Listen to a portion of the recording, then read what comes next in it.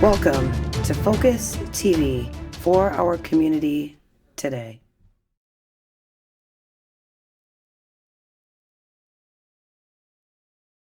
Hi, everybody. My name is Gwendolyn Borick. I'm the president of Focus for our community today. And today's guest is Dr. Jeff Rabey. He is the superintendent of the Depew School District. Dr. Rabey, thank you for joining us. Thank you, Gwen, for having me. So just real quickly, before we get into what I think everybody really wants to know, what's going on in the schools and with our kids, and ultimately what is to be expected.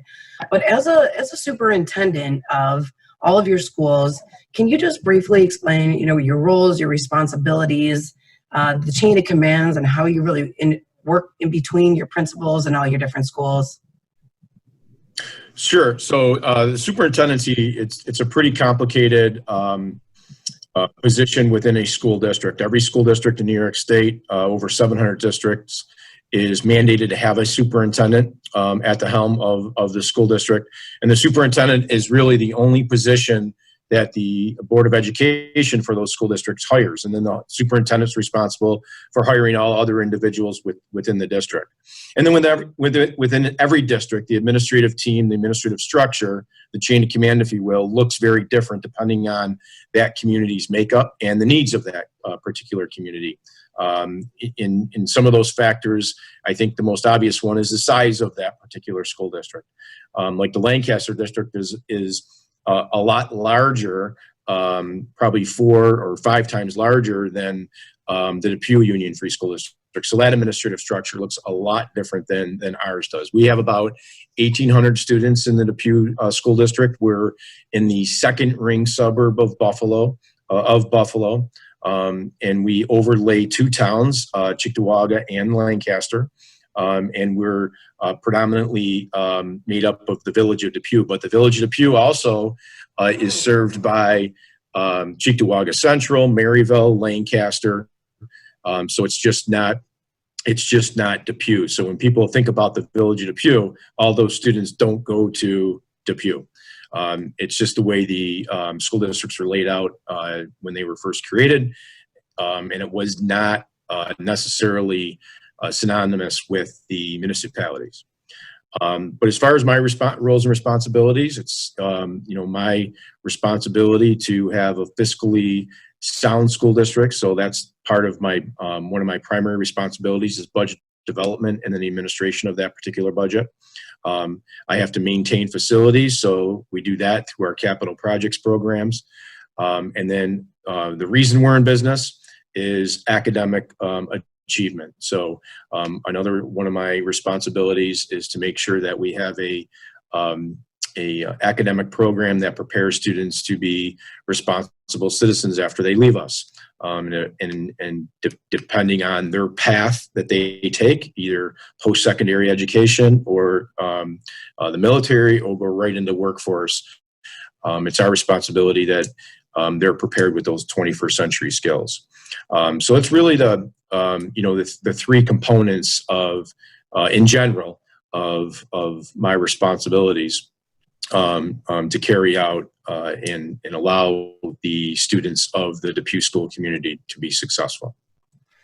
And I will say, hats off to you. You gotten to know you over the past couple of years as, you've really partnered with our Addiction Prevention Coalition, and your leadership in Depew is just phenomenal. The kids really gravitate towards you. They respect you. Your teachers. I'm on the Academy of Finance board, and I get to talk to the students and with the kids in the health classes. So it's a pleasure walking through those halls when I go through there. So thank you for your leadership.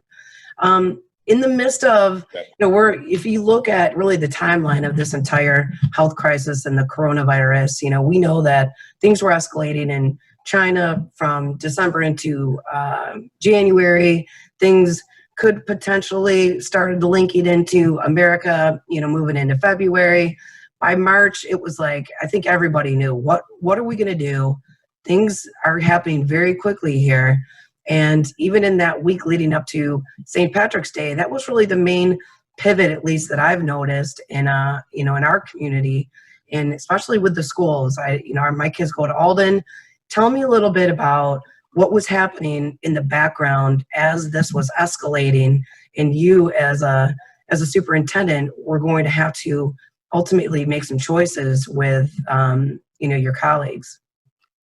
So that time period, that first into the second week of March, is when things were escalating in the United States, but in particular New York State, as the amount of confirmed cases rose, and we started hearing about the first fatality in New York City. I think it was an 89-year-old woman was the first fatality in New York City. So all of that was on the horizon as we were looking down the road on this in our response. So as I look back and I think about that particular week, my lights just went off.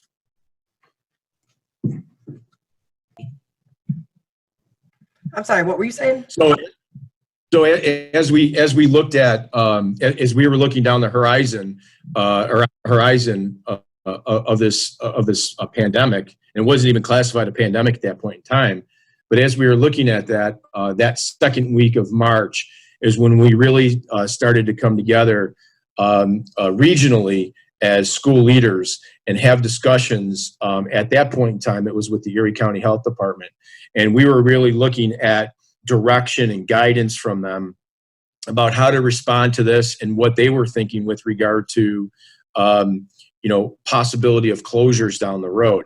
And we really didn't want to make any determination at that point in time, because we had a lot of things that we had to be concerned about. Our requirement for 180 days of attendance. We had to be concerned about all of the other expectations through the Department of Education. And obviously the health and safety of our students. So when I look back at my calendar, we had a meeting on Wednesday, March 11th, to talk about some of our concerns and talk about some of the things that we needed to address. And at that point in time, we wanted to have a further conversation once we were able to have discussions within our own school districts about our response. So we came back together again regionally on March 12th to talk about our preparedness to close if we needed to. In other words, if the health department said, yes, it's a good idea, you probably should close down until further notice, we were prepared to do that. And I think all of the districts were ready to do that. So knowing that that was going to be a strong possibility into the next week, I personally began to meet with my faculty and staff. I had my first meeting on Thursday, March 12th in the afternoon. I then followed that up. That was with my middle school and high school faculty. Then I followed that up with a meeting with my elementary faculty on Friday morning, and then also my transportation department on Friday. Not knowing yet that we would be closed on Monday, but having a good sense that it was a strong possibility. And in those meetings, what I said was everything that I knew to that point about the possibility of closing and what we were able to do to pivot to remote learning. And obviously, that's one of our essential functions, is to provide that continuity of instruction during the closure. We were very fortunate. We were in a very good position. We were a 1-to-1 school district, so every student has a device. Our 6th through 12th graders take home their devices every day. They have Chromebooks. Our 3 through 5 students have Chromebooks, but they are left in school. And then our kindergarten through 2nd grade have iPads. So we were in a much better position to do that remote learning in a quick turnaround than other districts. So then as things accelerated, and that Saturday, the 14th, we had our first confirmed cases in Erie County.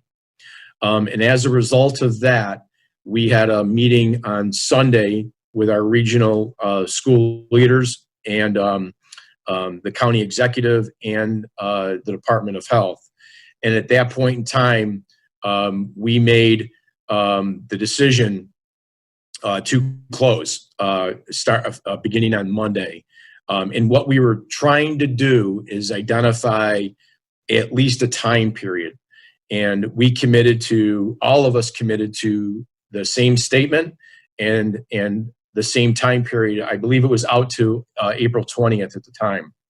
And within a few hours, the governor made that same determination to close schools across New York State through April 20th, which would have been the spring break.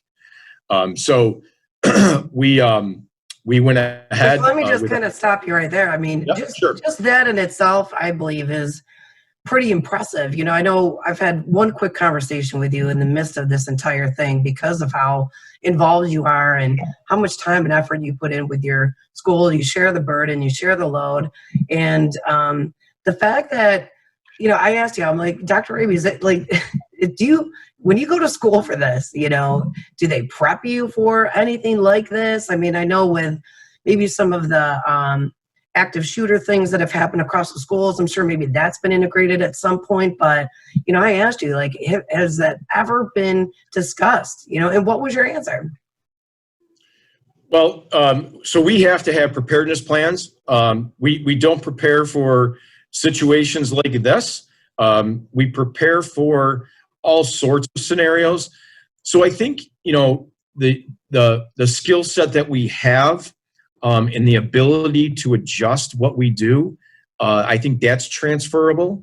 But when you're talking about something of this magnitude, we're in most cases, we're learning on the fly, right? We're learning on the fly. We're adjusting on the fly. We're trying.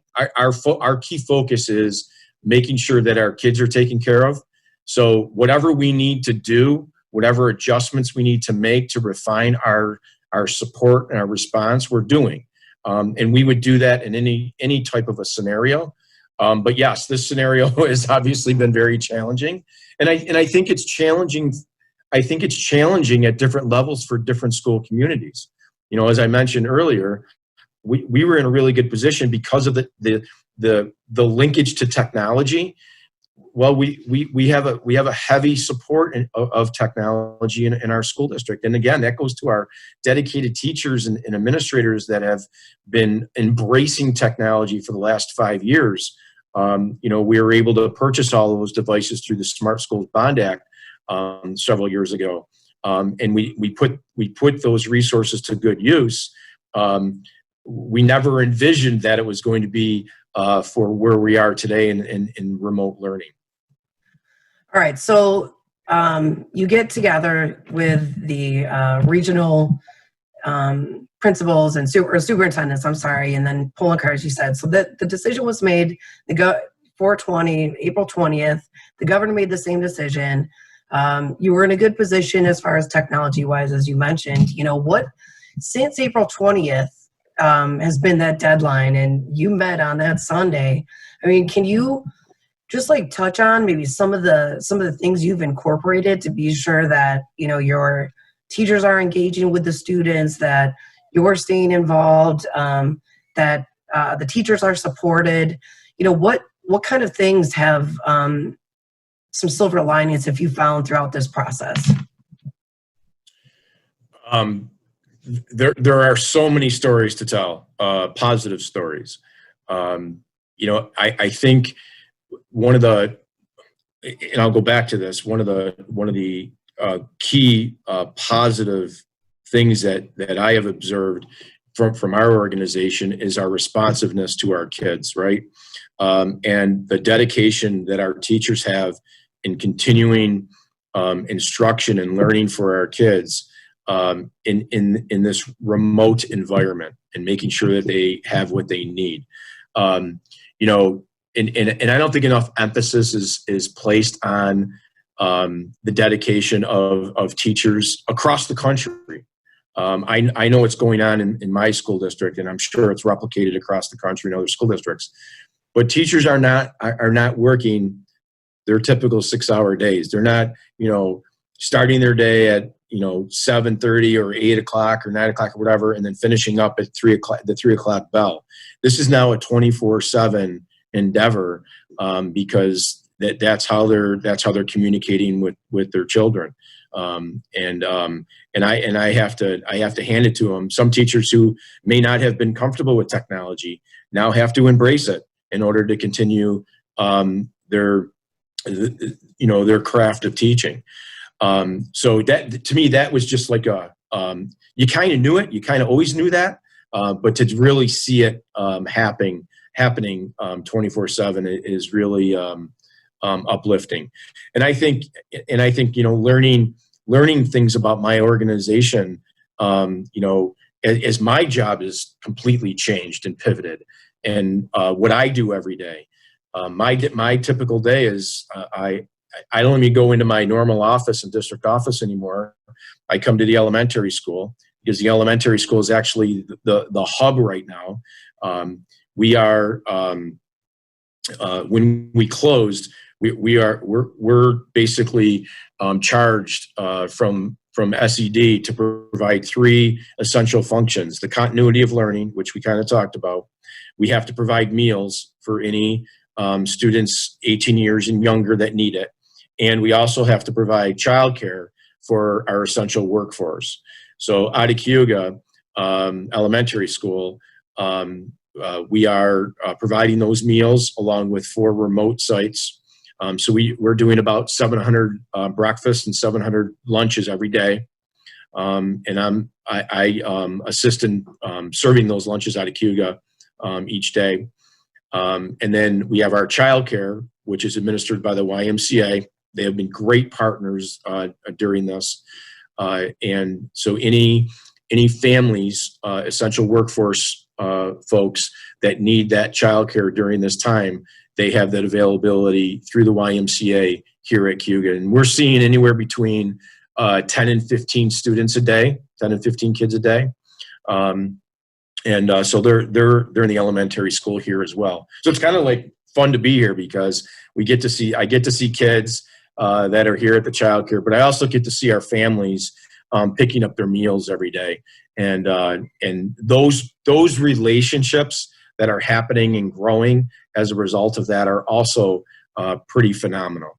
And obviously, our food service employees who have been here with me every single day since the closure, preparing those meals for our families are amazing. And we actually, next Friday is the National Lunch Lady Hero Day. And we've been celebrating that for the last several years. This year is going to be especially important for those folks, because they have risked their own health and safety. Sure.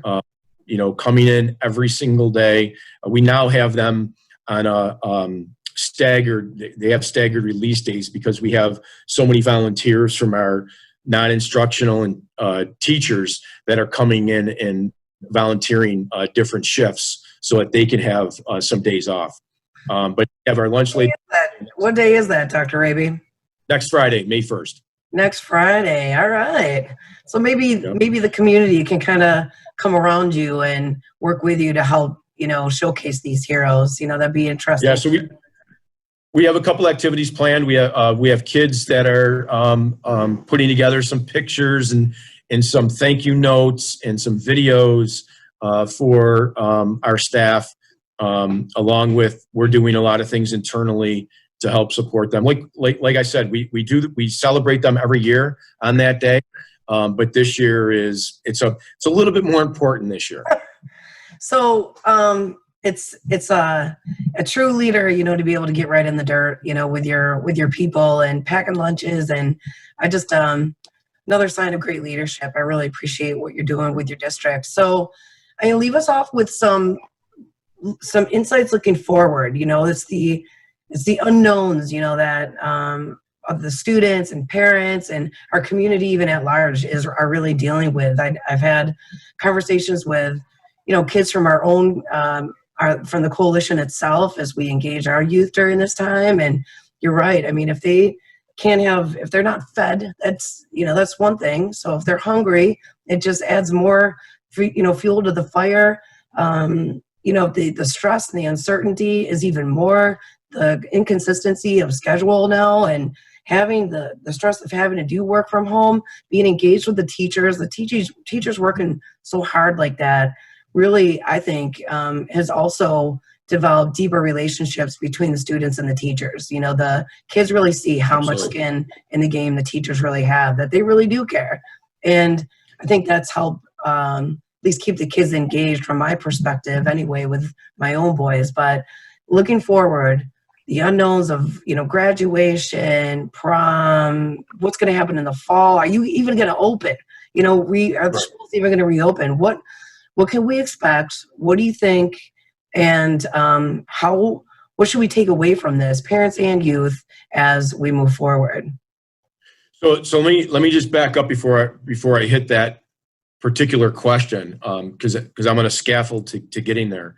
So one of the things that we did, because we want to keep evaluating our response and our support for the entire school community. And when I say that, that means everyone involved, from our teachers to our support staff to our students and the extended families, right? So one of the things that I did a couple weeks ago was we did a survey. A thought exchange is the name of the program that I use with all of our teachers. And there were 4 key themes that came out of the responses that we received. And we received a ton of responses from our faculty and staff.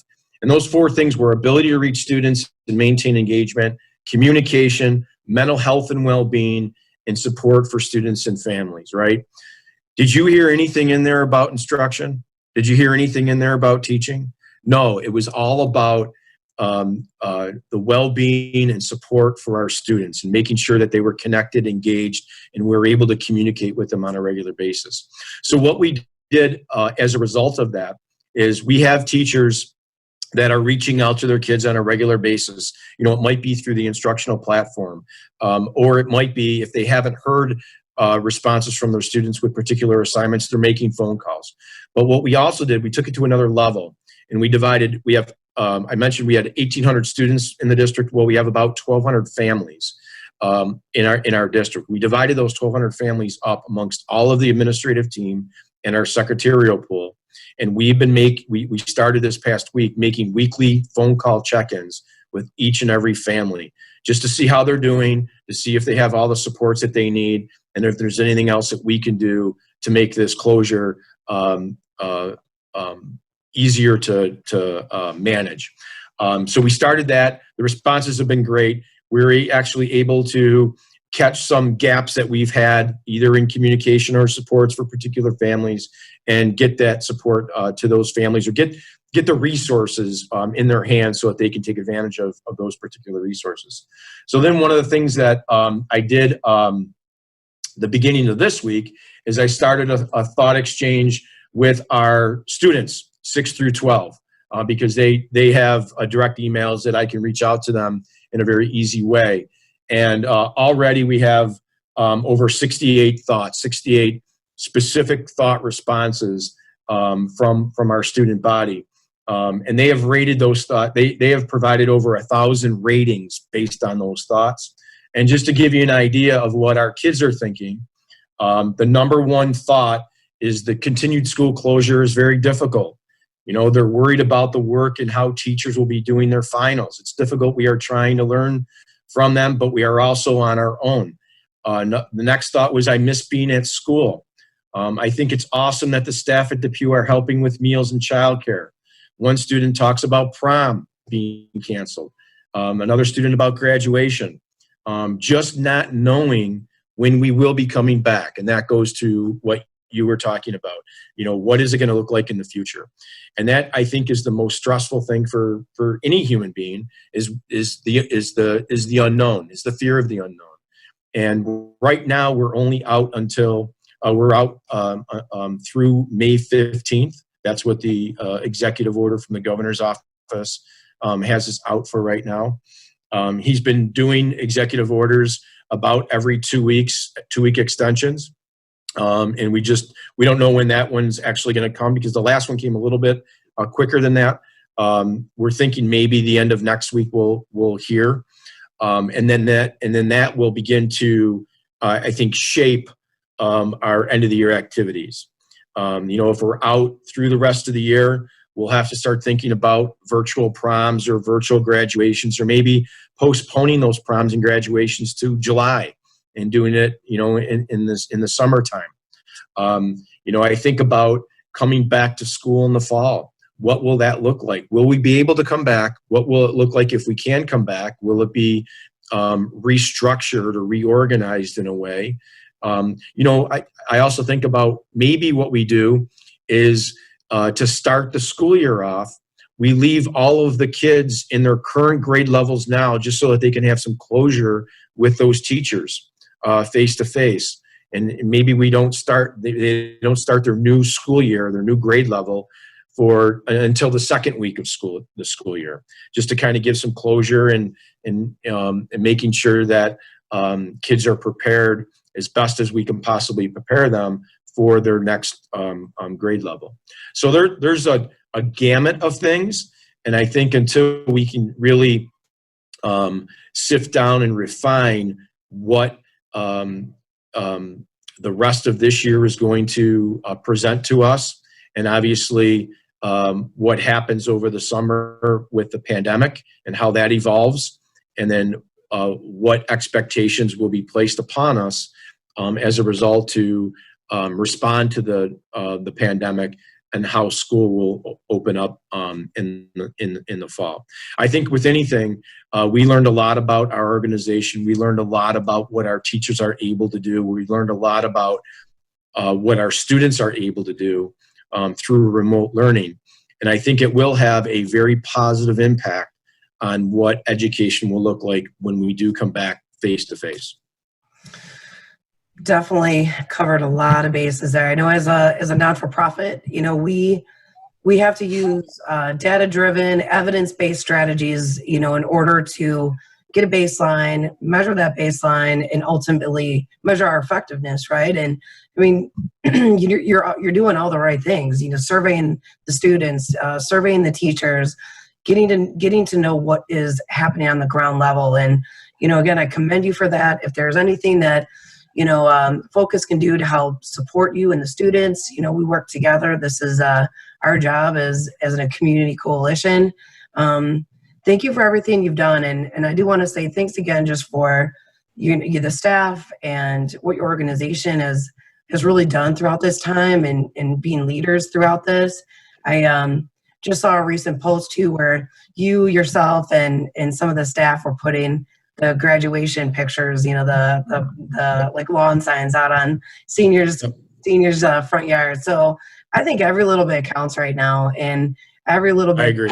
So just thank you for the little things, and I think we'll have to circle back around in the future as we know a little bit more, and we'll have another interview if you're open to that, to maybe reveal some of those upcoming potential thoughts, first for your students.